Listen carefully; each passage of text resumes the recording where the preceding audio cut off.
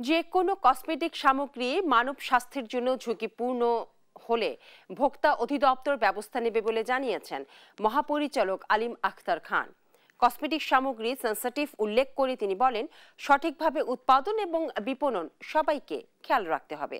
বৃহস্পতিবার জাতীয় ভোক্তা অধিকার সংরক্ষণ অধিদপ্তরে association of skin care beauty products manufacturers and exporters of Bangladesh আয়োজিত কসমেটিক্স এবং স্কিন কেয়ার শিল্প খাতের রপ্তানি সম্ভাবনা, ভেজাল ও নিম্নমানের পণ্য আর নয় শীর্ষক সেমিনারে প্রধান অতিথির বক্তব্যে একথা বলেন। সেমিনারে বক্তারা বলেন, দেশীয় শিল্প সুরক্ষায় এখনই নজর দিতে হবে।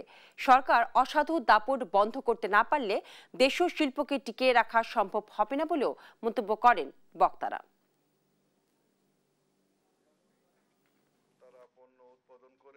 এই ধরনের সেন্সিটিভ আইটেমস বাজারে যখন বিক্রি হচ্ছে, সেটা যাতে যথাযথভাবে নির্মিত হয়, যথাযথ উপাদানে নির্মিত হয় এবং যথাযথভাবে এটা বিক্রি হয়।